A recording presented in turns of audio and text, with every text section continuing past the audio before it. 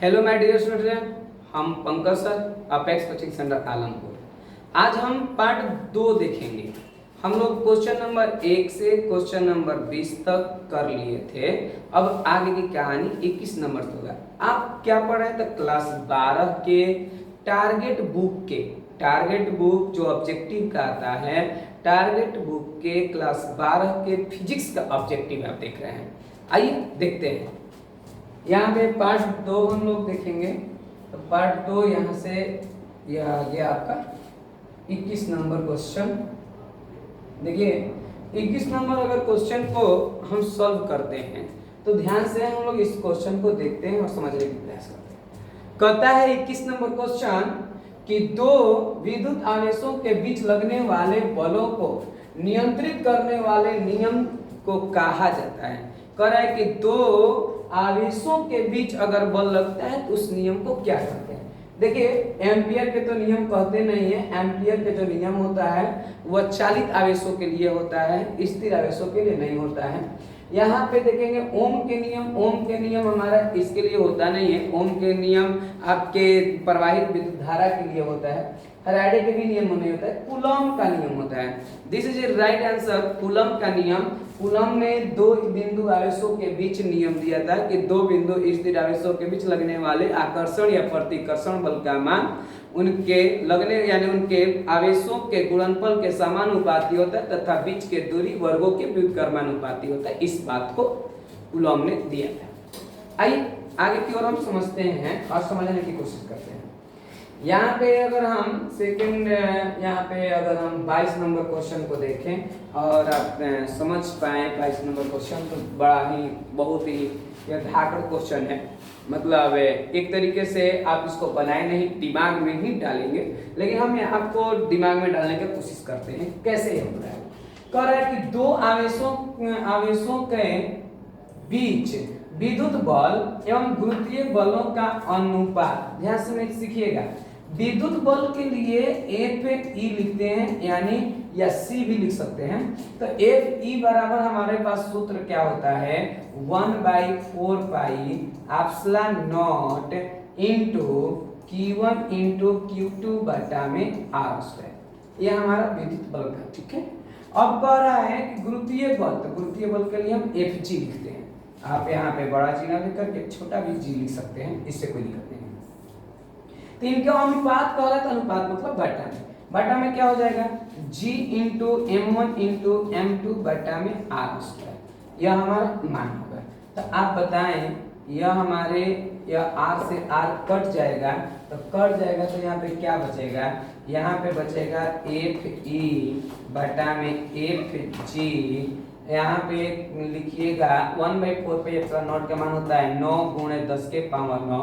और इलेक्ट्रॉन का बोला है कि दो आवेशों के बीच, तो यहाँ आवेश में हम इलेक्ट्रॉन लेंगे और इलेक्ट्रॉन का आवेश होता है 1.6 गुणे 10 के पावर -19 और गुणे में 1.6 गुणे 10 के पावर -19।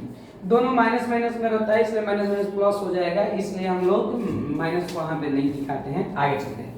G का मान क्या होता है? 6.67 गुणे 10 के पावर -11 गुणे M1 और M2 बोल रहा है। तो M1 माने इस इलेक्ट्रॉन के लिए है, आवेश इलेक्ट्रॉन को माने हैं, इसका द्रव्यमान लेंगे।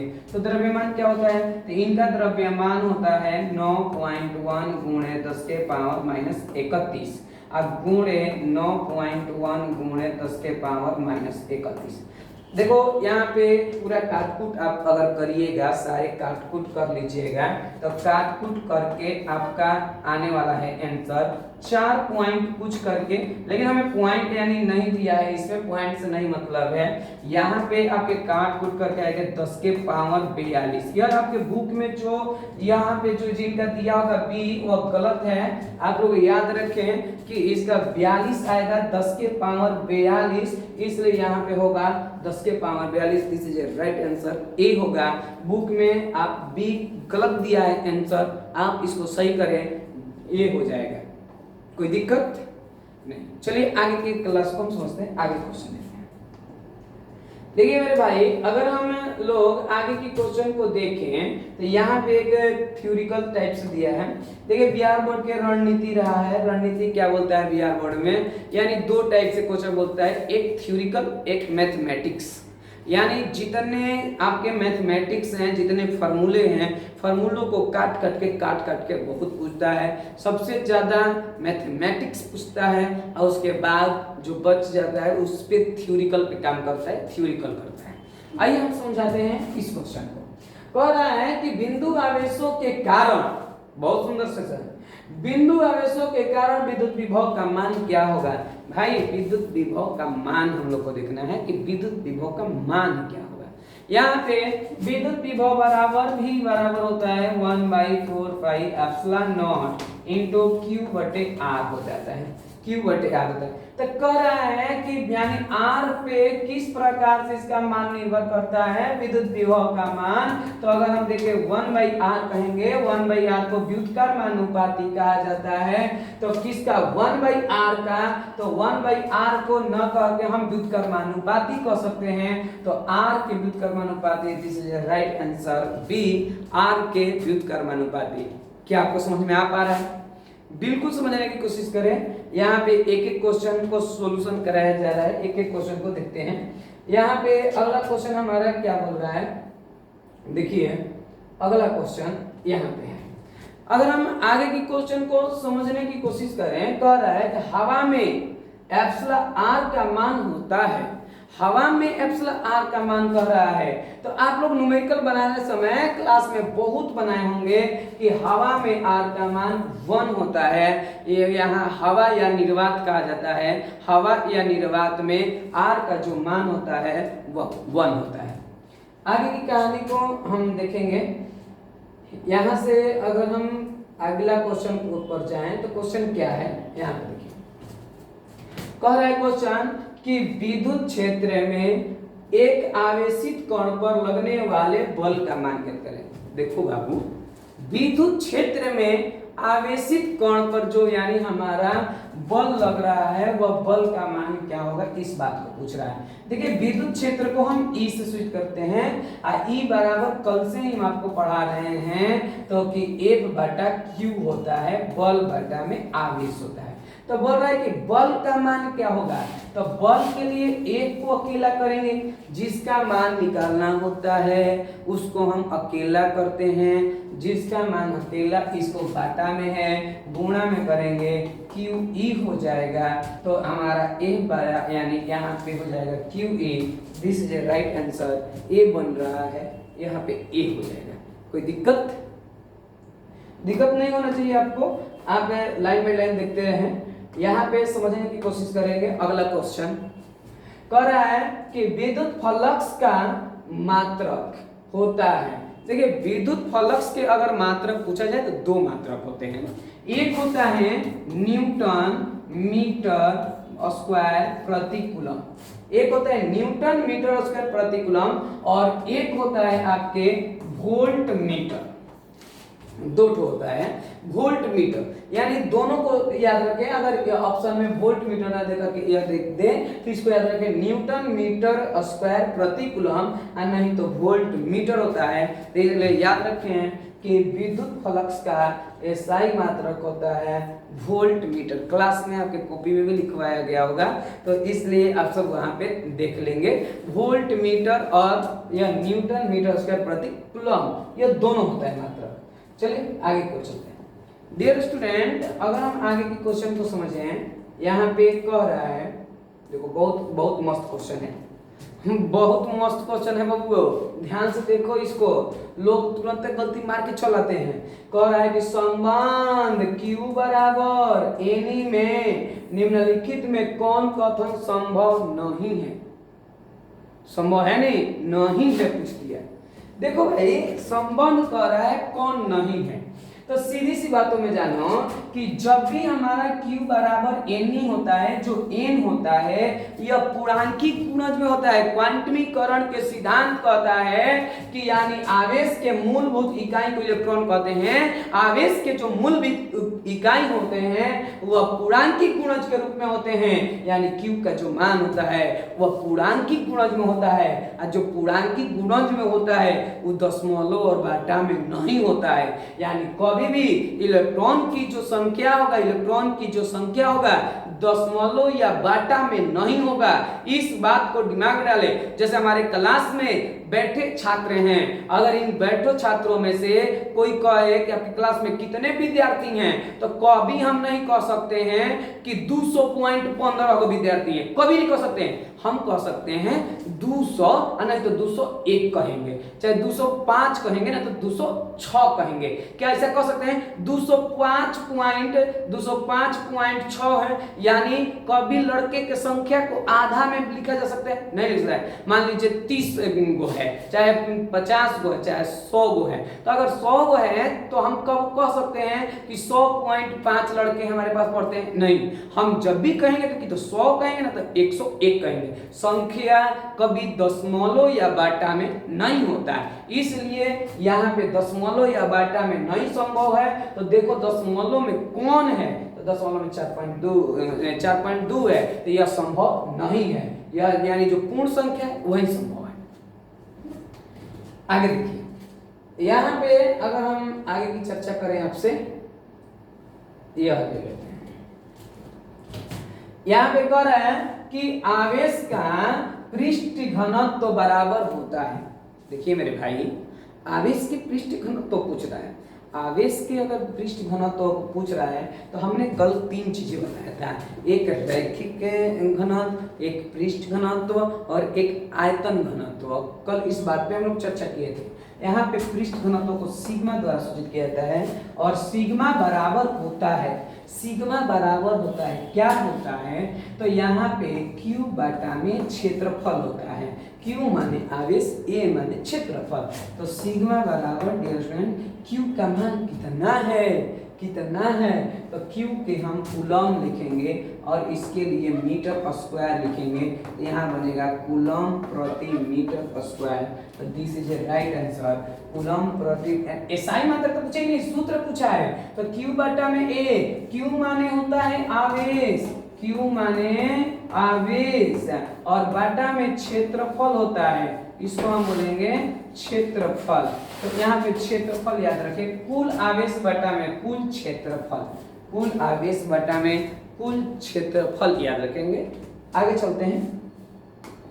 अगर हमें यहाँ पे चर्चा करते हैं, हमारा चर्चा का विषय है, कह रहे हैं कि किसी माध्यम का आपेक्षिक परावैद्युतांक एप्सिलॉन आर होता है। किसी माध्यम का आपेक्षिक परावैद्युतांक एप्सिलॉन आर का मान पूछ रहा है।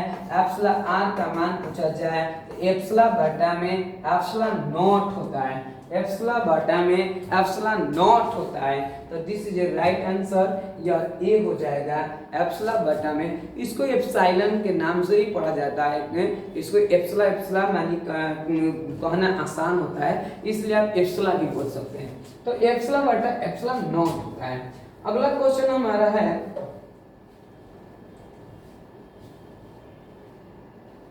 अगर ऐसा हो कि क्वेश्चन न दिखाई दे तो बोलिएगा। यहाँ पे समझने की कोशिश कीजिए। कह रहा है कि पानी का परावैद्युतांक, यानी पानी का परावैद्युत स्थिरांक होता है।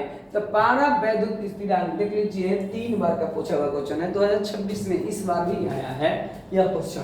तो यहाँ पे ध्यान से समझेंगे, पानी का परावैद्युतांक जब भी होगा यानी उसका स्थिरांक का मान तो 76 से लेके 81 तक वैरी करता है, 76 से लेके 81 तक वैरी करता है। इसमें देखो 76 से 81 के बीच में कौन है, जौन होगा वही आंसर होगा। ऐसा क्वेश्चन देता है, कभी 81 होता है, कभी 80 देता है, कभी 81, कभी, उससे घबराए नहीं, कोई एक ही ऑप्शन रहेगा। 81 रहेगा तो केवल 81 रहेगा, 80 रहेगा तो केवल 80 रहेगा। तो this is a right answer. आगे समझते हैं इस बात को। यहाँ पे अगला क्वेश्चन बोल रखा है कह रहा है कि निम्नलिखित में कौन संबंध सही है। अभी अभी हम पढ़ा के आ रहे हैं पीछे से कि E बराबर होता है 1/Q0। इसका संबंध देखो, इसमें कौन बैठ सकता है। तो पहले दिया है, ये सूत्रव्य दे दिया है, तो हम सूत्रव्य को देख लेंगे। E बराबर 1/Q0। बात समझ में आई या नहीं आई? एकदम है, यहाँ पे समझेंगे। तो लोग बोलते रहो बाबू, किसी प्रकार की कोई दिक्कत हो तो बताते रहो, कि कोई ना समझ में आए तो उसको बोलो, हम उसको दोबारा बताएंगे, ऐसा नहीं है। यहाँ पे समझेंगे, कह रहे 1/4πε0। 1/4πε0 का मान होता है 1/4πε0 का मान क्या होता है। तो अभी हम पीछे भी बताएं एक बार कि 9 × 10⁹ न्यूटन मीटर स्क्वायर प्रति कूलम स्क्वायर। यह अगर पूछ दिया जाए कि 1/ε0 का मात्रक बताएं तो न्यूटन मीटर स्क्वायर प्रति कूलम स्क्वायर मान पूछा जाए तो याद रखें 9 × 10⁹ होता है। This is right answer, A होगा। यहाँ पे ए को मारेंगे। आगे की कहानी पे हमारा इस प्रकार से है, कह रहा है कि आवेश का बीमा क्या होता है। आवेश का बीमा क्या होता है? अरे भाई, आवेश का बीमा हर बार रौरा जानम जाई तब देखल जाई। आवेश के बीमा होता है भाई, आवेश का बीमा हमारा 80 होता है। 80 आवेश का बीमा क्या होता है? 80 होता है। तो इस प्रकार से हमारा 80 को याद रखेंगे। 80 ए नंबर पे है, ए नंबर पे आवेश का बीमा। मोबाइल को साइलेंट कर लीजिए अगर मोबाइल न चलाए। यहाँ पे देखिए, कह रहा है कि ε0 का मात्रक क्या है। ε0 का 2 मात्रक होता है। एक क्या होता है? कूलम स्क्वायर प्रति न्यूटन मीटर स्क्वायर। एक मात्रक हो गया, यह ε0 का मात्रक। अगर भूल जाए तो कैसे बनाए? देखिए 1, अगर हम 1 बराबर देखें तो 1 बराबर होता है 1/4πε0 Q1 × Q2/r²। ठीक है, इसका तो मात्रक होगा नहीं, ये नियतांक है। निश्चित नियतांक जो होता है, स्थिर मान जो होता है, उसका मात्रक ही नहीं होता है, ये एक प्रकार के। तो इसका मात्रक तो होगा नहीं। मात्रक जिसका निकालना उसको अकेला करिए, तो अकेला करिएगा तो हई वाला को लाइएगा हेने गुणा में, तो ε0 आ जाएगा गुणा में। अब वार्ता में चल जाएगा Q1 × Q2/1r² आ जाएगा। तो ε0 बराबर Q1 का मान कूलम, Q2 का मान कूलम और बल का मान न्यूटन, इसका मीटर स्क्वायर। तो बन जाएगा ε0 का मात्रक कूलम स्क्वायर प्रति न्यूटन मीटर स्क्वायर। यह हो गया मात्रक। अधिकांश मात्रा में यह पूछा जाता है। और आपके 1 फैराडे पर मीटर भी होता है, फैराडे पर मीटर भी होता है। तो यहाँ पे यह आंसर होगा। लेकिन अगर कभी दे दें कि इस प्रकार के, तो इसको भी सही माना जाएगा। ये भी दोनों अगर कह दिया जाए तो इसको याद रखें, कूलम स्क्वायर प्रति न्यूटन मीटर स्क्वायर। कोई दिक्कत? आगे की कहानी को हम लोग समझते हैं। आगे कहानी कह रहा है, यहाँ बड़ी जानदार क्वेश्चन है, मूड फ्रेश हो जाएगा। देखो ऐसा क्वेश्चन होता ना तो बनाने में मजा आता है। तो क्या होता है कि सब छोटा छोटा क्वेश्चन दे देता है, लिटरेचर रहता है अधिकतर करके। कह रहा है किसी दूरी पर अवस्थित 2 आवेशों के कण के बीच की विद्युत बल है। यानी कह रहा है कि किसी दूरी पर अवस्थित 2 आवेशित कणों के बीच विद्युत बल है, तो यदि उनके बीच की दूरी को आधी कर दिया जाए, इस बात को समझिएगा। कह रहा है कि इनके बीच के दूरी को आधी कर दिया जाए तब विद्युत बल का मान क्या होगा। देखो यह 2 आवेश हैं, यहाँ से यहाँ तक 2 आवेश हैं। इसका नाम Q1 है और इसका नाम Q2 है और बीच का दूरी R है। तब हमारा बल का मान क्या होता है? बल बराबर होता है 1/4πε0 Q1 × Q2/r²। अच्छा, इसको 1/4πε0 लिख करके हम क्या लिख सकते हैं? K भी डाल सकते हैं, K भी लिख सकते हैं, इसमें कोई दिक्कत नहीं। लेकिन अब कह रहा है कि बीच के दूरिया को आधा कर दिया जाए। तो हम बीच के दूरी को आधा कर दिए, जो था उसमें 2 से भाग देंगे।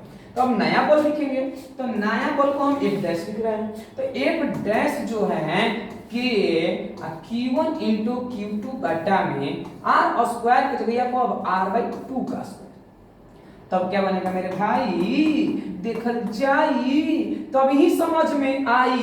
Q1 इंटू Q2 अब बाटा में R स्क्वायर अब बाई 2 दूनी के 4 हो जाई। अब देखिए यह जो बाटा के बाटा होता है ऊपर चल जाता है, तो एक वेक्टर बराबर सॉरी एक डैश बराबर के यहाँ पे लिखेंगे 4 Q1 इंटू Q2 बाटा में R स्क्वायर, तब हमारा बन जाएगा एक डैश बराबर 4 के Q1 इंटू Q2 बटा में R स्क्वायर। देखिए ना ये के Q1 इंटू Q2 का मान क्या दिया है, f दिया है, तो नया मान जो है हमारा f डैश का मान 4f आ गया, 4f आ गया, नया मान क्या आ गया 4f आ गया मेरे भाई। 4f कहाँ है, एजे बाई कर चिल्ला चिल्ला के एजे हैं यहीं पे हैं, तो यहीं पे देखेंगे, यानी इस प्रकार से हमारा 4f मान हो जाएगा। आगे देखिए हमारा भाई राम खिलावन बोर्ड पे देखल जाई, यहाँ पे क्या कह रहा है, किसी बिंदु पर विद्युत क्षेत्र तीव्रता कितना है, विद्युत क्षेत्र तीव्रता पूछेगा यार, E बराबर 1 बटा में Q कहा जाता है, छुट्टी दाई आगे बढ़ी, छुट्टी दाई हट जाए, E बराबर 1 बटा में क्या हो जाता है, Q होता है, देख मिलाइए ना, मिलाइए कहाँ है ऐसा जो है वह होगा, मिलाइए देखिए B में दिया है, तो B this is right answer. इसी को पिछला बार यानी A बटा Q ना लिख करके एक बराबर पूछ दिया था, तो हम QE कहेंगे, QE कहेंगे, तो इस प्रकार से हमारा हो जाएगा। कोई दिक्कत नहीं, दिक्कत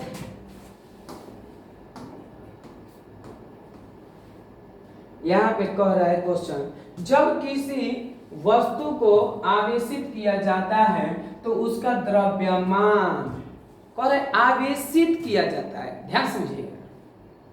अच्छा आवेशित कब कहता है, जब आवेशित किया जाता है तो वस्तु कब आवेशित होता है, किसी वस्तु पर कोई चीज मान लो यहाँ पे चाहे मान लो ऐसे रगड़ते हैं, तो हम मतलब रगड़ रहे हैं तो क्या कर रहे हैं, आवेशित कर रहे हैं, जाहिर सी बात है कि ऐसे रगड़ रहे हैं तो क्या कर रहे हैं, आवेशित कर रहे हैं। अच्छा इस बात को जब आवेशित कर रहे हैं तो ये बात क्लियर है कि धन आवेश हुआ कि ऋण आवेश, या आवेशित हो गया, ये आवेशित हो गया, लेकिन इसमें ये बोला है कि धन आवेशित है कि ऋण आवेशित है, नहीं बोला है, खाली बोला है आवेशित किया जाता है। जब खाली बोले आवेशित किया जाता है, पते ना हो कि धन आवेश चढ़ा कि ऋण आवेश, तो उस समय यानी द्रव्यमान घट भी सकता है और द्रव्यमान बढ़ भी सकता है, यानी हमारा यहाँ पे घट या बढ़ दोनों सकता है। लेकिन इस बात को चर्चा में देखें, लेकिन अगर कह दिया जाता कि आवेशित किया जाता है तो धन आवेशित हो जाता है, तब द्रव्यमान क्या होगा,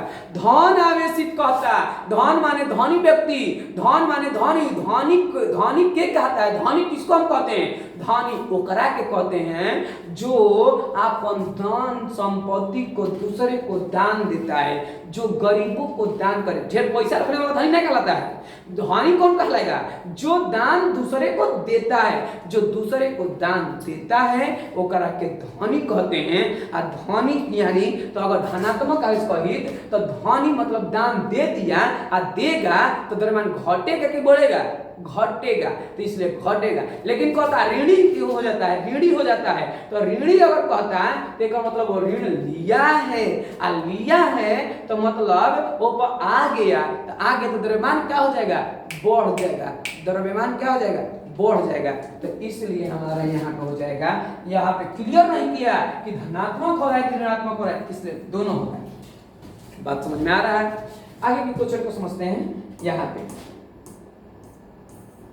हम लोग 20 क्वेश्चन का पार्ट देख रहे हैं, प्रतिदिन 20 क्वेश्चन देखेंगे, प्रतिदिन 20 क्वेश्चन, क्योंकि फाइल बड़ा हो जाता है, बड़ा फाइल हम लोग को चलाने में थोड़ा सा भी मुश्किल हो रहा है। आइए इसको समझते हैं। विद्युतशीलता का एसआई मात्रक क्या होता है? विद्युतशीलता को हम क्या कहते हैं? एप्सिलॉन नॉट कहते हैं। विद्युतशीलता को हम क्या बोलते हैं? यानी विद्युतशीलता कह रहा है कि विद्युतशीलता का मात्रक क्या होता है, तो विद्युतशीलता को हम एप्सिलॉन आर कहेंगे। तो एप्सिलॉन आर बराबर न्यूटन मीटर स्क्वायर प्रति कूलम स्क्वायर होता है। तो न्यूटन मीटर स्क्वायर कहाँ दिया है? तो न्यूटन मीटर स्क्वायर प्रति कूलम स्क्वायर, ये प्रति को लिखने के लिए न्यूटन मीटर स्क्वायर, अब प्रति ना लिख करके माइनस में लिखा जा सकता है। This is right answer, B हो जाएगा। दिस इज सॉरी, यहाँ पे एक चीज का यहाँ पे अगर हम विद्युतशीलता कह रहा है, इस बात को ध्यान रखें, विद्युतशीलता कह रहा है तो एप्सिलॉन आर नहीं एप्सिलॉन नॉट होता है।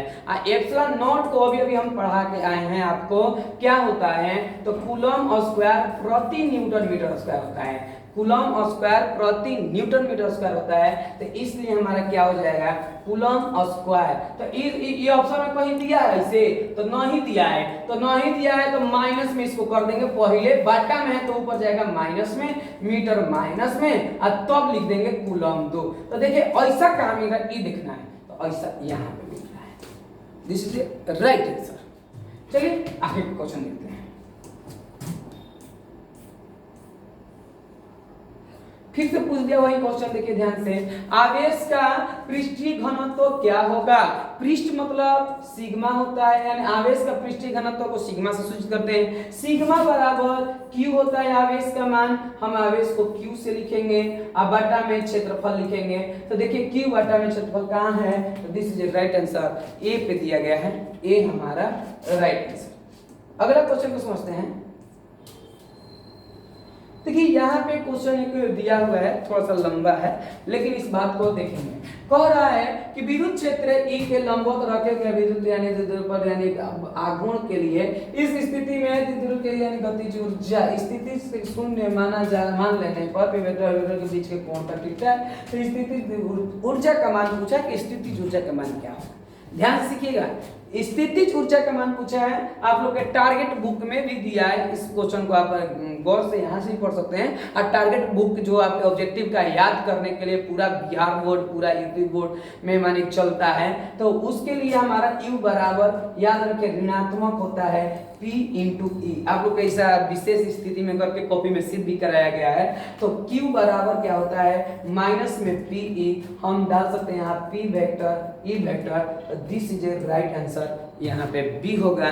हम 20-20 क्वेश्चन का सीरीज चला रहे हैं, आप 20-20 क्वेश्चन को देखें। हम पंकज सर, अगर आपको पसंद आए इस चीज को तो वहाँ पे लाइक करें और इससे मनोबल बढ़ता है। आज के लिए इतना ही, हम फिर मिलते हैं अगले एपिसोड में।